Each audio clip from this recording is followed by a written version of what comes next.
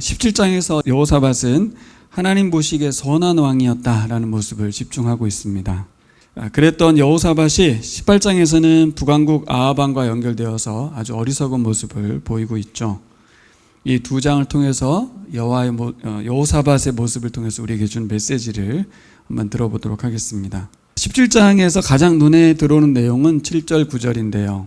다만 그의 아버지가 섬긴 하나님을 찾으며 그 하나님의 계명을 따라 살고 이스라엘 사람 행위를 따르지 않았으므로 주님께서는 여호사밧이 다스린 나라를 굳건하게 해주셨다. 역대하의 기록은 어쨌든 의도적으로 표현을 하고 있는데, 첫 번째로 지난주 우리가 살핀 것처럼 찾다라는 동사를 계속 사용하고 있죠. 하나님을 찾는다. 여호사밧은 하나님을 찾았어요. 누구처럼? 아버지 아사왕처럼 계속해서 하나님을 찾았어요. 전심으로 살았다, 그렇게 볼 수 있겠죠. 그리고 두 번째 나와 있는 내용은 하나님의 계명을 따랐다. 좀 다른 표현인데 하나님을 찾았다라만 나온 게 아니라 계명을 따라 살았다라는 말이 이제 좀 새롭게 나오는 표현이고요. 특별히 여호사밧에서 더 생각해 봐야 될 표현은 7절부터 9절을 보시면, 7절 볼까요? 그는 왕이 된 지 3년째 되는 해에 이렇게 표현합니다. 이게 무슨 말이냐면 2년 동안은 아사왕과 섭정을 하고 있었어요. 아버지가 아직 돌아가시기 전인 거죠. 그래서 그가 2년 동안에는 그렇게 지내다가 드디어 3년째 되는 해, 아버지 죽고 자신이 진짜 왕이 되는 해에 무슨 일을 시작했냐면 그 이름들이 나옵니다. 지도자들인 베나일, 오바댜, 스가랴, 느다넬, 미가야. 이 이름들이 우리가 읽을 때는 이렇게 주목할 만한 이름이 아닌 것 같지만 성경은 기록을 한 거예요. 어떤 사람들입니까? 유다 여러 성읍에 보내어서 백성을 가르치게 했다. 성경 교사를 파송한 거예요. 각 지역으로. 그 이름들이 기록되어 있는 거죠. 또 그들과 함께 레위 사람들 이름도 나오죠. 스마야, 느다냐, 스바디아, 아사엘, 스미라못, 여호나단, 아도니야, 도비야, 도바도니야. 우리가 읽을 때는 성경에서 이런 이름들은 그냥 훅훅 지나가는 이름이지만 역사가는 이 이름을 반드시 기록해주고 있는 거죠. 여호사밧이라는 이름만 우리는 기억하지만 역사가는 이 사람들 한 분 한 분의 이름들을 다 기록할 만한 가치가 있다고 여긴 거예요. 이들이 전국에 파송된 말씀 교사들인데요. 앞에 있는 사람들은 뭐라고 돼 있어요? 지도자들이라고 돼 있고 8절에 있는 사람들은 레위 사람들이라고 돼 있습니다. 좀 특이하죠. 지도자들이라는 계층이 어떤 계층인지, 군사도 아니고, 군사였으면 백부장이라고 했을 텐데 지도자들이라고 했거든요. 그리고 뒤에 레위 사람들은 원래 성전 봉사자들이니까 이해할 수 있는데, 지도자들이라는 이름을 통해서 여호사밧 왕이 되기 전부터 뭔가 준비됐다는 걸 알 수 있어요. 자기가 왕이 되면 뭘 해야 될지를 미리 준비한 거예요. 가장 먼저 한 일은 전국에 말씀 교사를 파송하는 일이었습니다. 그렇다면 이전에 무슨 일이 일어났겠어요? 말씀 교사들을 양성하는 일을 했다는 얘기죠. 준비 없이 파송할 일은 없거든요.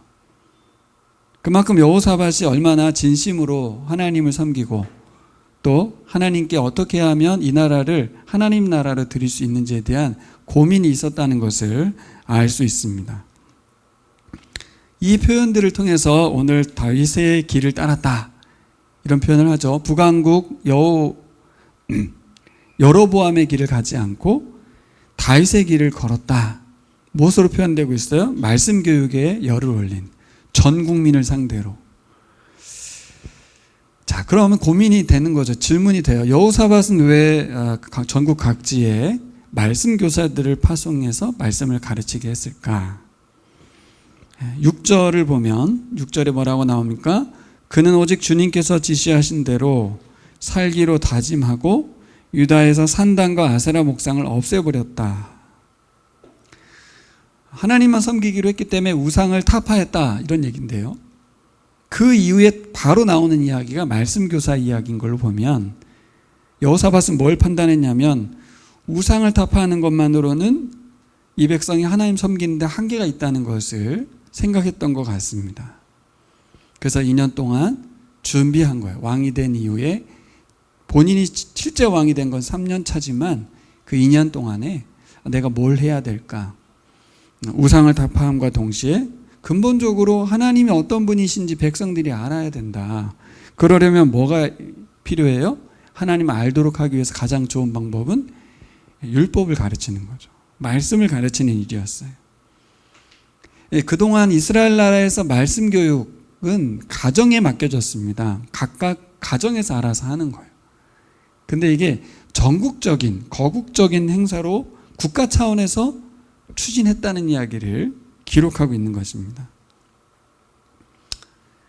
되게 중요한 것 같아요. 하나님이 왕이신 나라잖아요, 이스라엘은. 그 나라에서 가장 중요한 것은 말씀일 텐데 백성들이 하나님의 뜻을 알아야 하나님 뜻대로 살아갈 거 아니에요. 그렇죠? 그래서 여호사밧은 제대로 된 통치, 하나님 나라를 세워가는 통치를 선택했던 것 같아요. 그 결과, 여호사밧의 선택의 결과가 어떤 것인지 말씀이 주는 지혜로 그 은혜로 결실을 맺게 됩니다. 그 뒤에 무슨 일이 일어납니까? 10절로 가면 10절 볼까요? 유다의 주위에 있는 모든 나라는 유다를 보호하시는 주님이 두려워서 감히 여호사밧에게 싸움을 걸지 못했다.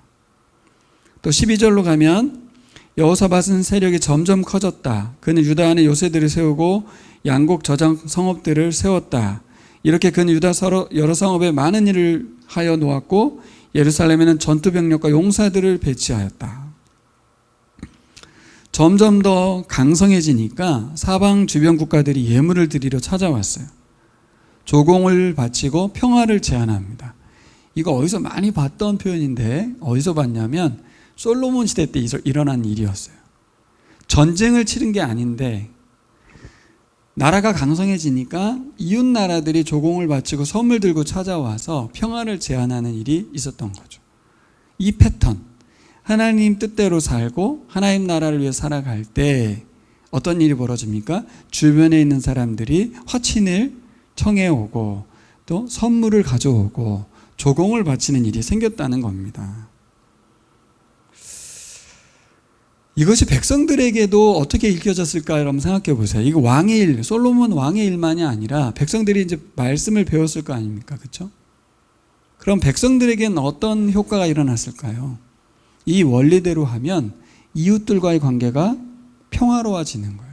싸움이 줄어들고 이웃을 섬기게 되고 사랑하게 되고, 이 평화라고 하는 것은 전쟁이 없는 평화를 일차적으로 여기서 말을 하거든요. 그러니까 싸움이 사라지는 거예요.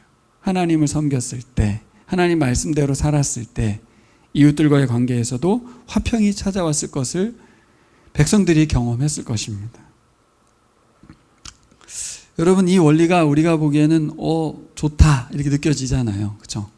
그럼 저는 오늘 이런 말씀 전해드리고 싶어요.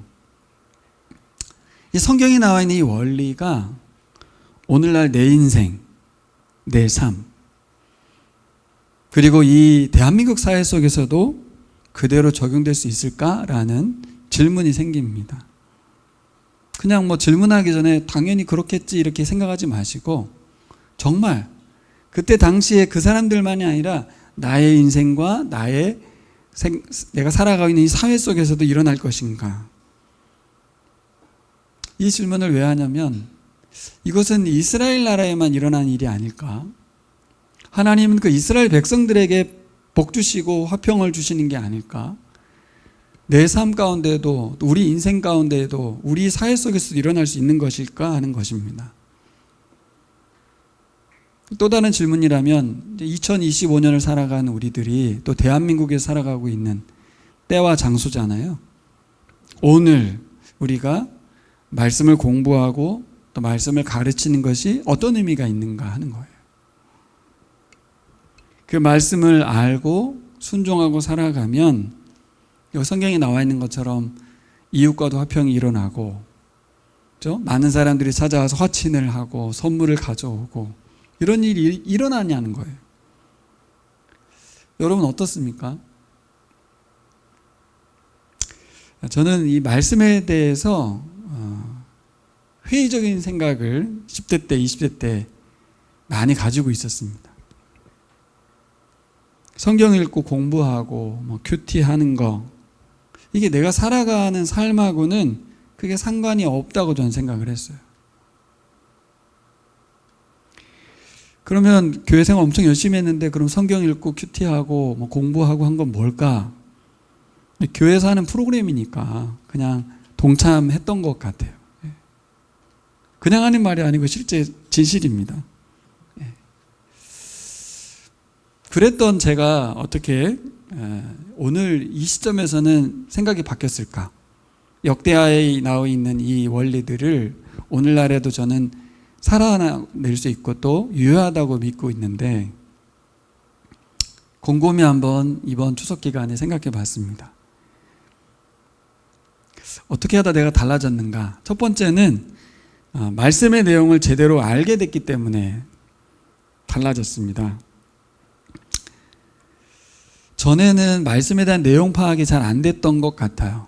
열심히 읽기도 하고 성경 공부도 하고 막 이랬는데 순간순간 전달되는 은혜는 있었던 것 같아요. 아, 좋다, 감동이다, 감사하다, 이런 건 있었는데 전체적으로 보면 말씀 자체의 내용이 잘 이해도 안 되고 다가오지도 않았던 것 같아요. 근데 지금은 말씀에 대한 이해가 된 것 같아요. 특별히 말씀에 대한 오해가 있는데, 우리는 말씀에 대한 어떤 오해가 있냐면 하나님의 말씀을 구원을 받는 데 있어서 굉장히 유효하다고 믿고 있습니다. 저도 그렇습니다. 확신하고 있어요. 하지만 우리가 놓치고 있는 부분은 뭐냐면 구원받는 데만 말씀이 필요한 게 아니라 우리가 살아가는 삶에 있어서도 말씀이 굉장히 유효하다는 거예요. 성경 말씀 전체가 그렇고 또 부분들 모두가 다 의미 있는 말씀이라는 거죠. 이스라엘 역사를 읽다 보면 우리하고 전혀 상관없어 보이거든요. 오늘 우리가 읽었던 그 사람들의 이름조차도 그래요. 족보를 읽을 때도 그렇고요. 전쟁 이야기를 읽을 때도 그렇고요. 뭐 출애굽이든 뭐든 다 읽을 때 남 이야기로 읽혀지거든요. 근데 어느 순간부터 이 이야기들의 모든 말씀들이 나에게도 유효하고 이 시대에도 유효하다는 생각을 하게 되는 겁니다. 그래서 정리해보면 말씀은 사람들이 살아가는 데 필요한 정보와 유익을 제공하는 그런 정도가 아니다. 말씀이 뭔가? 말씀은 하나님께서 계획하시고 이루어가시는 하나님 나라에 대한 이야기예요. 근데 제가 접근을 잘못했던 건 뭐냐면 이 말씀이 내게 유익한가? 필요한가? 이런 관점에서 말씀을 보니까 잘 안 다가오는 거예요. 남의 나라 이야기고 남의 나라 역사 이야기고 이름과 지명이 헷갈리잖아요. 지명하고 이름하고 똑같을 때도 많고 뭐 이름 왜 이렇게 똑같은 이름이 많이 나와요. 이 사람이 저 사람인지도 모르겠고 헷갈리잖아요. 근데 하나님께서 하나님 나라를 세워가시기 위해서 하나님께서 말씀하시는 거라는 것들을 큰 틀에서 알게 되고 살펴보고 나서 보니까 접근이 틀렸기 때문에 내가 뭐가 필요한지 내게 유익이 되는지 이런 관점에서만 보니까 유익하지 않죠. 하나님이 어떤 분이신지 어떤 계획을 가지고 말씀하시는지를 알게 되니까, 그런 눈을 뜨고 나니까 말씀 하나하나가 세상의 이론이라든가 또 세상의 철학이라든가 이런 것에서 찾아볼 수 없는 놀라운 원리들이, 삶에 필요한 너무나 필요한 것들이 가득하다는 것을 알게 됐습니다. 두 번째는 제가 뭐가 달라졌나 봤더니 그때 이 젊은 시절에 신앙생활이 저의 인생에서는 좀 우선순위에서 밀렸던 것이 아닌가. 근데 재미난 건 뭐냐면 저의 많은 시간의 대부분은 교회 생활이었어요. 재미나죠? 많은 시간을 교회에서 보냈는데 신앙생활은 우선순위에서 밀렸다는 거예요. 교회 공동체 안에서 저는 살았거든요. 저는 교회와 뗄래야 뗄 수 없는 인생을 살았는데도 불구하고 교회 사역 파묻혀 살고 사람들과 관계하며 살았는데 어떤 일이 안 벌어졌냐면 신앙 성장은 전혀 일어나지 않는 거예요. 성숙해지지도 않는 거예요. 뭐가 문제였는가? 지금 와서 돌이켜보면 말씀을 읽고 말씀을 이해하고 살아가는 삶이 없었던 거예요. 다른 말로 하면 하나님과의 관계를 맺는 시간이 없었어요. 교회 활동에 모두 참여하고 열심을 냈습니다. 그러다 보니까 사람들이 저를 볼 때는 신앙적으로 살아간다고 판단했을 것 같아요. 그리고 저 스스로도 제 자신을 볼 때 그런 줄 알고 살았던 것 같아요. 여러분, 자기가 자기 스스로를 깨우치면서 살아가는 삶이 얼마나 어렵습니까? 어렵죠. 그럴 수 있잖아요. 그렇죠? 여러분, 여기 나와 있는 이스라엘이 딱 똑같은 거예요. 이스라엘이 딱 그랬습니다. 하나님이 왕이신 나라고 말씀이 핵심인 나라고 그 나라 백성을 살면서 그들은 어떻게 살았을까요? 조석으로 성전 가서 제사를 드렸고요. 안식일마다 제사의 열을 올렸고요. 절기가 되면 절기는 일주일 동안 보내잖아요. 무교절, 유교절 다 해서 안식일, 절기, 축제를 벌이면서 살았습니다. 근데 정작 그들이 모른 건 뭐냐면 자신들이 섬기는 그 하나님을 잘 몰랐어요. 그러면 하나님을 왜 몰랐겠습니까? 하나님의 말씀들을 몰랐어요.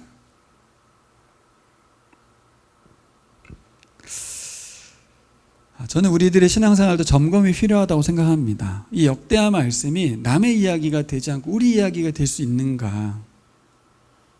나는 과연 종교인인가? 아니면 신앙인인가? 정말 믿는 사람이 맞는가? 무엇이 판가름의 기준일까? 무엇으로 우리를 점검할까? 그럼 무엇으로 점검할 수 있어요? 사람들은 겉으로 드러나는 것으로 판단을 합니다. 나도 내가 생각할 때 내가 신앙인인지 종교인인지 판단하기가 쉽지 않습니다.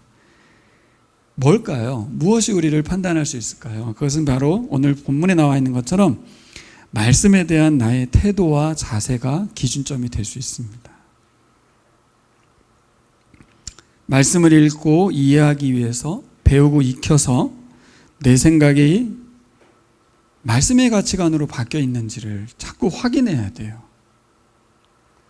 말씀을 읽으면서 말씀의 가치관들이 계속 선포되고 또 읽혀지고 있는데 동의되고 그렇게 살고 있는지 아니면 그냥 살고 있는지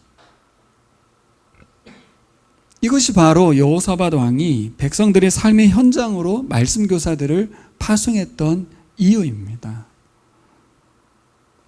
여러분, 역대기 왕들 중에서 말씀을 관심을 가졌던 왕이 서너 명 정도 되는데 아사왕, 여호사밧 왕, 히스기야, 요시야 남유다 왕이 20명 정도 되고요. 북왕국이 21명, 20명 정도 되는 거의 40명 되는 왕 중에서 10%, 또 프로테지로 따지지만 사실 아사왕도 좀 빼고 여호사밧은요 11기에서는 기록이 별로 없습니다. 역대기만 이렇게 많이 기록했어요.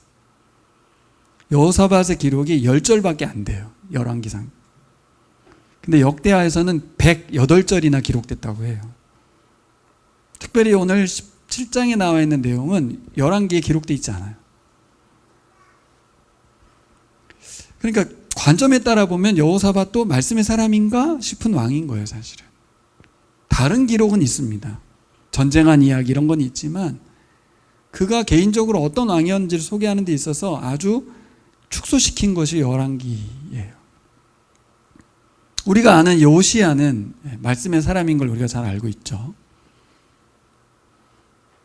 히스기야도 하나님의 사람으로서 많이 등장하는 왕입니다. 무슨 말씀 드리고 싶은 거냐면 소수의 왕만이 말씀을 폈다는 거예요. 공부했다는 얘기고 통치 기반으로 삼았다는 거예요. 이게 왜 문제가 되냐면 왕을 세울 때는 이스라엘의 왕은 그 왕 옆에 율법책을 등사해 놓고 그것을 읽으면서 그것에 의해서 통치하라고 하나님이 말씀하셨거든요. 무조건적이었어요, 이거는. 그런데 정말 소수, 몇 명만이 하나님의 사람으로 살아가기를. 저는 오늘 우리 교우들에게 한번 제안해 보고 싶습니다. 어떤 사람으로 살고 싶은가에서 저는 여러분들이 소수로 살아갔으면 좋겠어요. 다수가 되려 하거든요. 많은 사람들과 함께 하려고 해요. 하지만 이스라엘 성경 역사든 인류사를 돌아보아도 진짜 소수만 하나님의 사람이었습니다. 지금 이제 묵상하고 있는 여호야다도, 제사장 여호야다도 딱 한 명이잖아요. 그죠? 그 한 명에 의해서 나라가 바뀌거든요. 근데 그가 나라를 바꾸려고 목숨을 걸은 건 분명히 맞지만 집중했던 건 말씀대로였습니다. 말씀대로. 이 원리가 여러분들에게 어떻게 들릴지 모르겠어요. 공교롭게도 오늘 청년들이 거의 못 왔는데 청년 시절엔 진짜 잘 안 들어오는 것 같아요. 저도 그랬으니까요. 성경이 우리 삶에 어떠한 영향력과 상관이 있는지 잘 모르는 시기가 이제 청년 시기인 것 같아요. 알게 되고 난 50대가 넘어가면 사회적 영향력은 많이 줄어들어 있어요. 여러분, 말씀이 중요하다, 영향력이 있다, 말씀이 놀라운 변화를 일으킨다, 이런 거 우리가 잘 알잖아요. 그렇죠? 모르지 않습니다. 근데 제가 질문해 본 건 뭐냐면 이거를 모든 왕들이 다 알고 있지 않았을까? 여호사밧만 알았겠어요? 하나님의 말씀이 얼마나 영향력 있고 놀랍고 큰 변화를 일으키는지 몰랐겠냐고요. 그래서 제가 질문한 건 그거예요. 그래, 알아. 우리도 알아. 근데 우리도 여호사밧처럼 전국에 성경 교사를 세우고 파송할 수 있을까? 성경에 기록되어 있으니까 그냥 읽었지만 한번 생각해 보니까 이게 쉬운 일이 아니라 성경에 딱 한 명 왕만 나오는 이야기예요. 아무도 그렇게 하지 않았어요. 읽어보세요. 율법 기사를 세워가지고 전국에 파송했다는 이야기는 기록이 없어요. 다른 말로 표현하면 오늘부터 내 삶을 여호사밧처럼 시행할 수 있을까 하는 질문입니다. 여러분들이 왕이라고 생각하시고 안다고 해서 또 확신한다고 해서 시행하기 어려운 것이 바로 말씀에 대한 헌신인 것 같아요. 다른 건 다 할 수 있어. 결단해가지고 내가 학원을 끊고 3개월 다닐 수 있거든요. 수능 공부를 해서 1년을 다 바칠 수도 있어요. 사람들 그렇게 하더라고요, 다. 근데 말씀에 대한 부분은 헌신이 잘 안 돼요. 저는 우리 교우들은 복음을 전하는 데 있어서는 훈련되고 준비되어 있는 것 같습니다. 그렇다면 이제 우리는 이 말씀을 읽고 그 의미를 해석해주고 같이 살아가도록 권하는 성경 교사의 삶을 제안하고 싶어요. 그냥 성경을 잘 아는 사람이 아니라 성경 교사가 되는 거예요. 우린 교사 그러면 다음 세대 어린이들 가르치는 정도만 생각하지만 성인에게, 어른들에게 하나님의 말씀을 공부시켜 줄 만한 교사의 삶을 꿈꿔보시면 좋겠어요. 정말 필요하지 않습니까? 한 명 한 명이 세워지고 그들이 파송되어서 사람들을 하나님의 사람들로 세워가는 일. 이것은 단순히 생명을 구원하는 구원의 말씀만이 아니고 복음이라고 축소된 구원의 말씀만 말고 복음은 사실 전체거든요. 성경 전체. 제가 생각해 봤습니다. 언제 사람이 말씀에 빠지게 될까 하는 거예요. 작정한다고 헌신한다고 되는 건 아닌 것 같고 결심으로 되는 것도 아닌 것 같고 언제 말씀에 사람들이 빠질까?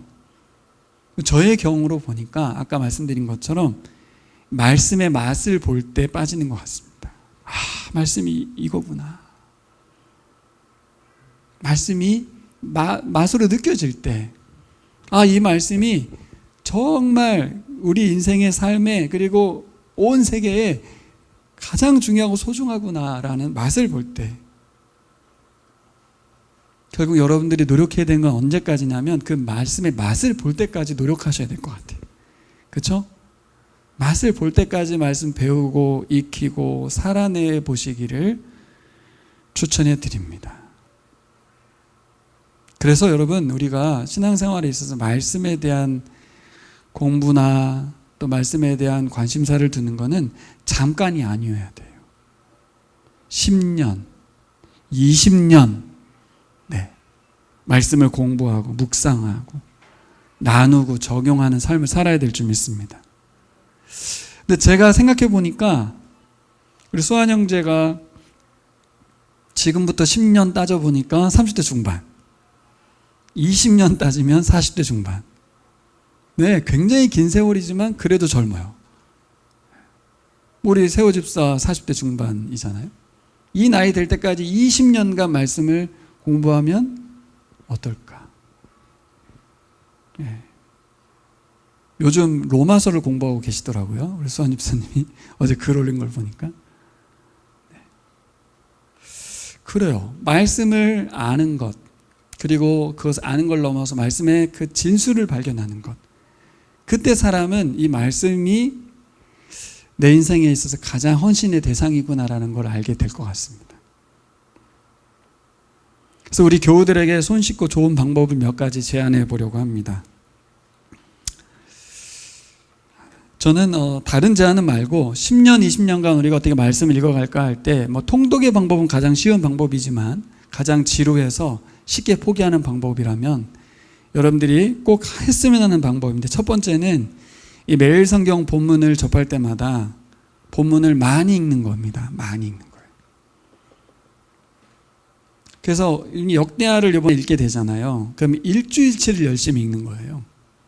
많이 읽는다고 해서 1장부터 다 읽으려고 하지 말고 주어진 본문을 많이 읽으려고 하는. 오늘 본문을 많이 읽으려는 건 어렵습니다. 하지만 일주일치가 한 3-4장 되거든요. 그 3-4장을 많이 읽는 방법, 목표를 정해서 한 10번 읽는 방법, 이런 식으로 하면 좋습니다.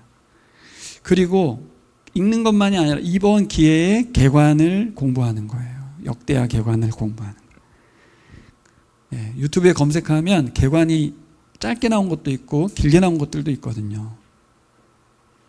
168시간 중에 1시간 정도 낼 수 있잖아요. 그죠? 예. 사실 개관은 맨날 공부하는 것도 아니고 역대하 시작할 때만 보는 거니까. 제가 보기에는 성도들이 개관 공부를 짧게 하든 길게 하든 한번 하고 10번 정도 주중 본문을 읽고 그렇게 하면서 목장에서 말씀에 대한 적용에 대한 삶을 나누는 것, 이것이 저는 10년이 되고 20년이 되면 분명히 다르다고 생각합니다. 그런데 주일날 제가 이제 큐티 본문을 주중에 하나를 설교를 하잖아요. 거기에는 메시지들을 제가 전하는데 거기 메시지 한두 가지들만 정리를 해도 역대하의 메시지는 이런 부분들이 핵심적으로 담겨 있구나. 그래서 읽는 관점이 제공되잖아요. 그렇죠? 제 설교가 왜 중요하냐면 시대적인 관점을 주기 때문에 개관하고는 다릅니다. 개관은 그냥 자체를 이해시키지만 설교는 이 시대에 맞게 오늘날 어떻게 보고 적용할 건가를 말하기 때문에 그 관점들을 가지고 성경을 읽어가는 거예요. 자, 이렇게 6년의 시간을 보내면요 66권을 다 공부하는 거예요. 이게요 어느 날 성경 공부 2박 3일 세미나 가서 열심히 듣는 것보다 훨씬 빨리 성경을 공부할 수 있는 방법이에요. 느린 것 같지만 이렇게 쌓이면 6년 주기로 멸성경이 돌기 때문에 이제 12년 되면 2번 하는 거고요. 그렇죠? 18년 되면 3번을 3독을 하는 거예요. 3독을. 18년, 20년이 지나도 성경을 3독하기는 어렵습니다. 웬만한 사람은 어려워요. 그리고 그냥 3독하는 게 별 의미는 또 없을 수가 있어요. 제가 보기에 이렇게 천천히 묵상하는 시간 여러분들이 헌신했으면 좋겠어요. 두 번째는 큐티 본문을 목소리 내어서 읽으면 건데요. 녹음을 해보는 겁니다. 녹음. 그래서 우리 수아하고 수빈이에게 녹음을 제안했어요. 그래서 녹음을 시작했어요. 녹음을 하는 거예요. 왜냐하면 그냥 읽으면 그냥 혼자만 읽고 있는데 녹음을 하면 뭔가 내가 하는 느낌이 좀 들거든요. 근데 그냥 녹음하지 말고 성경책 펴놓고 녹음하는 것보다 저는 묵상 읽기는 천천히 읽어야 된다고 생각해요. 좀 속도를 천천히. 그러려면 또박또박 읽어가려면 어떻게 하면 좋겠냐면 저는 성경을 모니터 화면을 좀 크게 해가지고 성경 글자를 좀 키워서 단어와 문장을 천천히 읽었으면 좋겠어요. 또박또박. 그렇게 읽게 되면 안 보이던 성경이 많이 보입니다. 집중력도 남다르게 되고요. 근데 이제 성경책을 펴놓고 읽는 것도 좋기는 한데 그냥 훅훅 읽어가게 되거든요. 제가 읽기 방법 하는 건 뭐냐면 천천히 꼼꼼히 읽으라는 방법을 말씀드리는 거예요. 그리고 일본에도 있지만 개역 개정판으로도 읽고 새번역으로도 읽고 쉬운 성경으로도 읽어보고 공동 번역으로도 읽어보고 검색하면 다 나오거든요. 번역본을 창을 두 개 띄우는 방법이 있어요. 두 개를 번갈아 가면서 읽어보는 방법으로 성경을 읽어보는 거예요. 그리고 세 번째는 성경 말씀을 옮겨 적어보는 방법입니다. 뭐 요즘은 타이핑 치기도 하지만 전 타이핑은 제안하고 싶지 않습니다. 타이핑은 그냥 아무 생각 없이 막. 근데 펜으로 적는 것은 좀 다릅니다. 다른데 어떻게 적었으면 좋겠냐면 그냥 막 옮겨 적는 게 아니라 동사 하나에 따라 문장을 끊어가면서 적는 거예요. 줄바꿈을 해가면서 계속. 그럼 여러분 성경에 동사들이 끊어지면서 문장들이 하나하나씩 끊어지면서 새로운 문장들이 보입니다. 그러면 천천히 읽기도 돼요. 자꾸 끊어가야 되기 때문에. 근데 성경을 읽는 것에 목적을 두면 쭉쭉쭉 읽고 끝나거든요. 저는 이것이 큐티라고 생각해요. 여기서 무슨 해석을 하고 적용을 하는 것은 성경 읽기만 잘 되면 적용과 해석은 본문에 의해서 자연스럽게 일어난다고 좀 봐요. 읽기가 하나도 안 되는 상황에서 계속해서 메시지를 찾아내려고 하니까 오늘 여호사밧이 또 아합이 자기가 듣고 싶은 말만 해달라고 요구하잖아요. 똑같아요. 왜 이렇게 어려워? 왜 어렵습니까? 내가 감동되는 말씀이 안 읽혀져서 그런 거잖아요. 그 뭔가 내가 원하는 말씀을 찾는다는 얘기거든요, 지금. 성경에 말하고자 하는 말을 들으려 하는 게 아니라 내가 원하는 게 없어. 왜 이렇게 지루해? 왜 이렇게 힘들어? 왜 그래요? 읽기법이 틀렸기 때문에 그런 거죠. 천천히 읽어야 되고 본문이 말하고자 하는 바를 읽어내야 되는데 저는 국어 공부 잘하지 않아도 이 방법은 다 할 수 있는 방법이라고 생각합니다. 그리고 마지막으로 할 수 있는 방법은 제가 보기엔 영어 성경으로 읽어보는 겁니다. 영어 성경은 해석을 해야 되기 때문에 반복해서 읽게 돼요. 그리고 한글 성경과 표현이 다르기 때문에 영어의 표현들을 보면서 이게 이 표현이구나 이러면서 이해도가 높아집니다. 젊은이들은 영어 성경 읽는 것이 저는 가능할 것 같아요. 여러분들이 할 수 없는 방법이 아니죠. 다 할 수 있습니다. 중요한 건 뭡니까? 이 큐티 본문을 읽어가는 정도의 성경 읽기도 우리가 미루게 된다는 거예요. 미루는 게 아니라 안 하게 되는 거죠. 그리고 주일날 와서 설교만 듣게 되는 거예요. 이거는 저는 여호사밧 시대든 역대하 시대든 이스라엘하고 똑같다고 생각합니다. 주일날 가서 열심히 안식일날 제단에서 제사 드리고 조석으로 갖다 제사 바치고 하나님을 섬긴다곤 하나 하나님은 알지 못하는 그들에겐 성경 교사가 필요한 거죠. 저는 이 성경 읽기가 매일 하기는 좀 어렵다고 생각해요. 쉬운 일이 아닙니다. 그래서 주중에 하루 그리고 시간을 정해야 된다고 생각해요. 장소도 정해야죠. 사람들 너무 많이 만나는 삶이기 때문에 학생들은 주로 도서관을 가야 될 것 같고 카페를 가든지 그렇죠? 가정생활하는 우리들은 새벽 시간이든 저녁 시간이든 요일을 정해서 해야 된다고 생각해요. 오늘 무슨 큐티 세미나 성경 읽기 세미나 같은 설교가 되는데 언제 우리가 이걸 다시 점검할까 싶은 거예요. 오늘 여호사밧이 성경 교사를 파송했다고 했는데 저는 그게 너무 멋졌어요. 예전에 성소년위원 세미나 갔는데 오영국 목사님께서 그런 말씀한 적이 있어요. 대한민국에 장년 성경 교사가 없는 교회가 너무 많다. 그 얘기 듣고 그렇구나. 여러분 한번 머리 한번 떠올려 보세요. 교육자들 빼고 평신도 중에서 성경을 가르칠 수 있을 만한 사람이 누가 있나? 한국교회의 교육이 너무 다음 세대 위주로 돼 있는 거예요. 그리고 성인이 되면 성경을 배우는 것에 대해서 아까 제가 말한 대로 유익을 위해서만 자꾸 배우려고 해요. 그리고 내가 크리스찬인데 이 정도는 알아야 되지 않을까? 체면 때문에 또 배우려고 해요. 그게 아니더라고요. 성경이 가지고 있는 이 가치와 의미를 왜 교육자들만 알고 있어야 되겠습니까? 종교교육의 가장 큰 핵심은 성경이 평신도들의 손에 넘어간 거잖아요.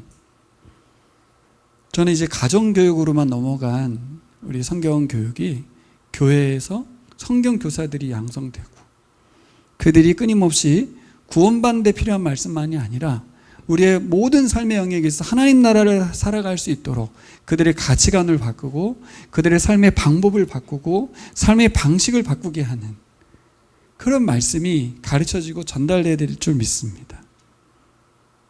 전 우리 교인이 소수인데요. 아까도 말씀드렸지만 소수가 그렇게 했습니다. 다수가 있는 교회에서 일어나기 어려운 일입니다. 진짜 소수만이 이런 일들을 했는데 여러분 각자에게 하나님이 부르심에 따라 헌신했으면 좋겠어요. 전 여러분이 오늘 성경에 기록한 여호사밧이 이름을 불러가면서 세웠던 그 사람들 한 사람 한 사람이 되시기를 예수님의 이름으로 축복합니다. 전 오늘 말씀을 준비하면서 전에도 말씀드렸지만 누가 생각났냐면 지금 태국에서 선교하고 계신 김정식 최정 선교사님이 생각났어요. 이분들은 신학을 한 분들이 아니잖아요. 그렇죠? 이분들이 청년 시절에 하나님께 헌신하고자 하는 마음을 가졌고 결혼할 때부터 생각을 했죠. 가정을 이뤘고 자녀를 낳았고 회사를 다니고 주부가 되고 그랬지만 그 청년 때 가졌던 소망을 품으면서 그 아이 낳고 가정생활하고 직장생활하는 상황 속에서 무슨 일을 계속했어요? 성경을 배우고 성교훈련을 받고 언제가 될지 모르는 그때를 위해서 계속해서 살았어요. 20대 중반에 생각했던 것이 40대 중반에 이루어졌거든요. 20년 뒤에. 근데 그가 준비되지 않았다면 그렇게 생각만 하고 과정 속에서 성경을 공부하고 훈련되지 않았다면 일어나지 않을 일이거든요. 그리고 누가 뭐라고 하지 않습니다. 둘이 결혼하면서 꿈꿀 수 있죠. 아무도 뭐라고 하지 않습니다.